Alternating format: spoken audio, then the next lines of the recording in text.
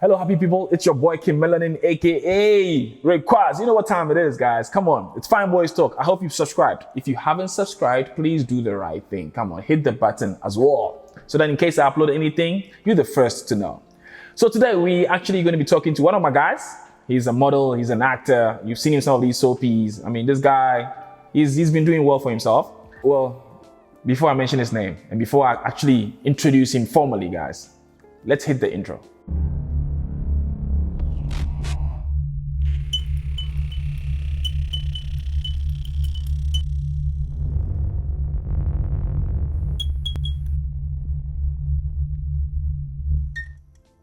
So guys, it's about to get lit. I hope you're ready because we're about to learn some few things about people and about men, some of the things that we go through in life.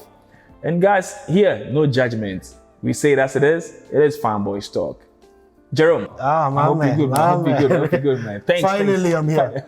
Hey, good. It's been balanced, man. Hey, despite everything else that's gone on, bruh, I'm thankful. Tell me a bit briefly about this. This is the infinity symbol for a movement called the Raelian movement, which is just basically a religious movement that is based on love, is based on peace and harmony.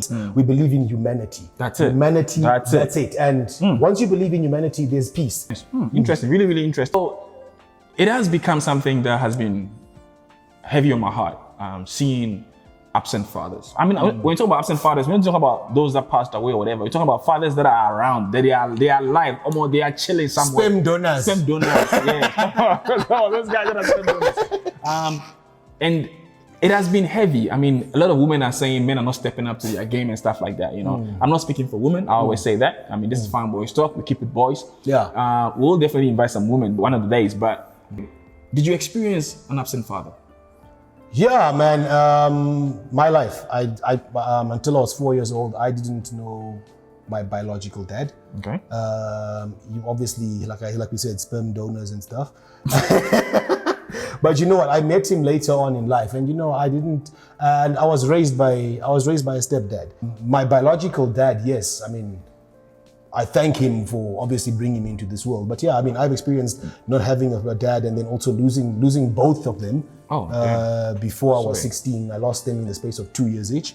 So yeah, I basically grew up with an absent father. How was your relationship with your stepfather? Because I mean, I know a lot of people that always talk about their step parents not being too good. Yeah. Some also have it better, but how was your relationship with your stepfather? No, man, he was an amazing man.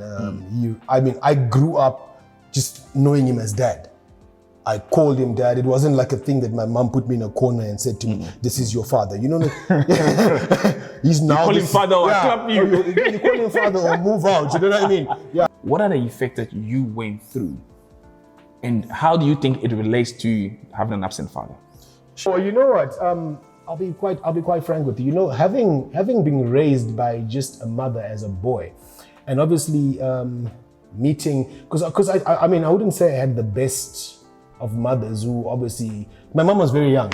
My mom was like 16 when she had me. But you said you had your stepfather. Yeah, my stepfather, 4 or 5 years later, because I met my stepfather when I was already a little toddler. I mean, I was like under 6 years old. Yeah. And he was like 14 years older than my mom. And generationally, my mom was, mentally she was young. My mom, by the time she was 25, had 5 kids. So imagine a 25-year-old girl. When did she start? She popping us out like popcorn, right? It was like, she was done, 25. Yeah. So you must know my dad was like 39 at the time. That's a whole generation. That's a whole 2 generations. He's 14 years older than her. And you must know at that age, she's had all these kids, but she's still got that 25-year-old mentality. She wants to go out. She wants to party. Yeah. So, I mean, after she lost him, I mean, he passed away when she was like 27, 28. Sure. So she's young, you understand? So so we were raised in a home where a boy will always learn how to be a man by the men in his life. True. You understand? Not by the women in his life. True. Because I didn't The women can contribute. My mom, your mom will give you the love that, you know, men, the love and the emotional attachment we have to maybe our own kids when we grow older. They teach us that. But there's those manly things, Raymond, that separate the men, that now make you realize that, no, I'm a man and this is a woman. Like as you're growing up as a child, when you're 4 or 5 years old, you got that motherly love. You don't get to realize that, you know, this is what boys do and this is what girls do, because you're still running around with your sisters, you're still bathing with them, you're changing with them, so you don't see anything. Yeah, you don't see anything. Yeah. And boys need those father figures in their lives, but your sons should have these type of mentors in their lives, because at the end of the day, there's only so much a woman can teach a boy. And you find, like what I was saying, like we get into a mentorship program. Take your son to places where they are men of valor, men who are actually progressive in life, men who actually, like, take them to these games, take them to a church, take them to a leadership meeting where boys are trained to be men. Because when I grew up, my mom had, there's women who have different men that come into their lives. These women that would say, okay, fine, I lost my dude and I'm going to date different men. When your son sees that, he begins to see how women are supposed to be treated. Please, I think that is one of the points that I want you to explain properly, because sometimes also you have to understand this. When you want a mentorship, or when you want, let's say, a woman and you want a man, or want to have someone that can actually help you raise your child in certain morals, or teach your boys in a certain way, what then tends to happen is that we are guys. Not every guy will come into your life and say, I want to be a mentor. Someone actually want to come there and hate. What is wrong with you now? Thunder fire. Do you get what I'm saying? That's true. So we need to. I really would like you to explain further on the point that you just made concerning having different partners coming into your child's life, whilst your boy is always looking, or the girl is always looking. Let's talk about boys, actually. Yeah, I think that's where the caution needs to be put into play. Before you decide to bring, if you're a single mother, before you decide to bring a man into your environment and into your home and introduce him to your children, you just can't get out there and see a guy who's nice to you and then after a month you decide this is the perfect guy to meet my kids. What if they're in a hurry? That's the problem. That's the problem. In this world today, I always say, Ray, what happened to the 50s, the 20s, 1920s, 1950s? Yes, they were backward, but there was a thing we called courtship before. People assume that once they start dating, they're in a relationship. That's what happened with modern day society now. As soon as I go out for a drink with you, I feel the entitlement that you are now my boyfriend. And now my life, I need to spill it out to you in one day. Back in the day, we had this thing we called courtship, where it took 3 months. Are you sure? Before I decided that before a woman decided that this guy is now the guy that is actually worthy of me. What is your intent? What is your life? And listen, I've got kids, and it's very difficult for a woman to bring a man. Sometimes it works, but a woman with kids, I always would say, for me, I'm very traditional. If you have kids, bring a man that has kids. What? Really? You understand? Date a man who's not to say that he's elusive, whatever the case may be, but you know that if you don't have kids, and you go into an environment, yes, it was good for me. I had a stepdad who didn't have kids, and it's far in between that you find the perfect guy. Because what happens is, I'm a guy who has my own kids, and I'm dating a woman now who has kids.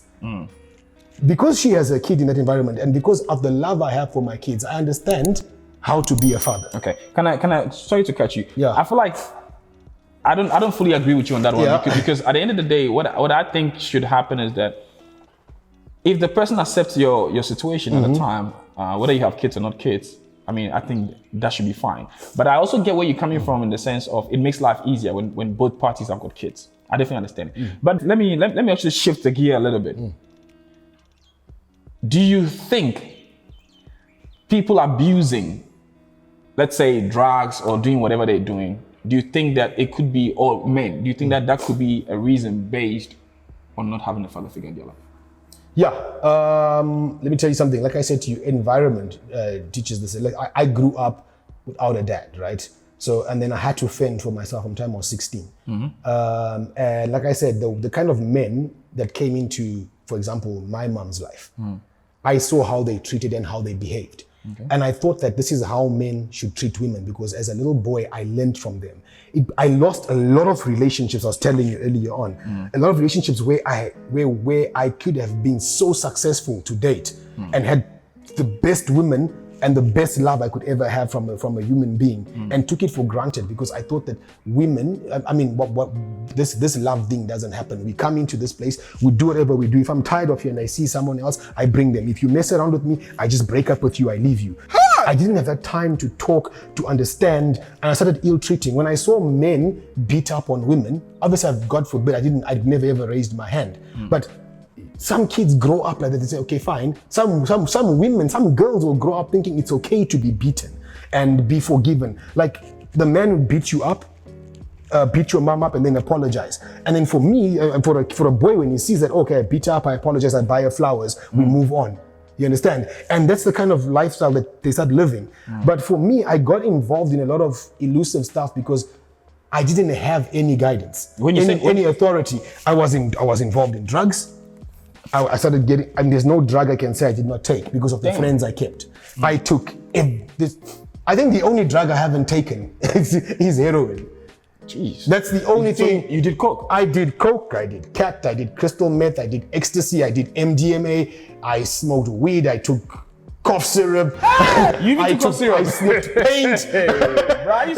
I sniffed glue. I drank. I was on 3 or 4 bottles of booze a day, depression, and then I had my kids in that process, and I lost everything because I hadn't dealt with past situations in my life and non-forgiveness because I couldn't forgive myself for the way I was raised and the environment I was raised in. I also I manifested certain attributes within relationships where when I decided it was a bit too difficult, I had my escape. And my escape was drugs.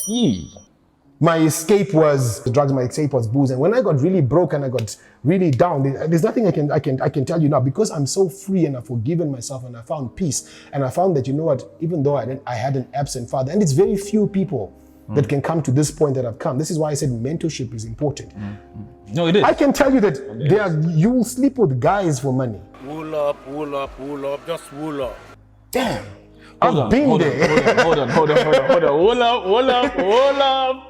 I mean, are you telling me you went as far as sleeping with a guy? You raised for with, money? yeah, dude, you raised without principles. If you don't have, this is why I always say that, I mean, fathers out there, if you are absent in your sons' lives, a lot of the stuff that they become is you to blame. And mothers out there that have fathers who want to be present in their children's lives, keeping them away from their children is not spiting them.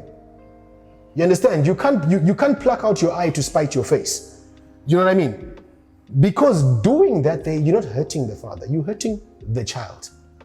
Because there's no better love than a father who wants to be present or a mother who wants to be present in their child's life. And then you keeping them away from that, then you keeping them away from being raised with that kind of love. Because sometimes your relationship doesn't work between the two of you. But your relationship for your kids makes that love. Yeah, I think what we tend, both partners, we tend to punish each other by using the kids. Yeah, but what we tend to forget is that we're actually punishing the kids. I came from a family, I was privileged enough. I came from a family where my parents are still together. I mean, they've been together for 40 plus years. Ah, bless, man. Yeah, so, and I saw forms of love, but it doesn't necessarily also guarantee that you grow up as a good dude or whatever. You just got to keep on learning and keep on asking. I think my father, like I miss my father now more that I'm far away from him. Obviously he's in Ghana and I'm here. I miss him more because now there are certain things that I want to sit and talk to him about. And when I go home, I talk to him about certain things, which actually makes me know myself more. You'll be so shocked that your father can say certain things to you that will make you know yourself more, because your father knows. That's it. You are part of him. He knows who you are. Your DNA is in him, exactly. so he knows you.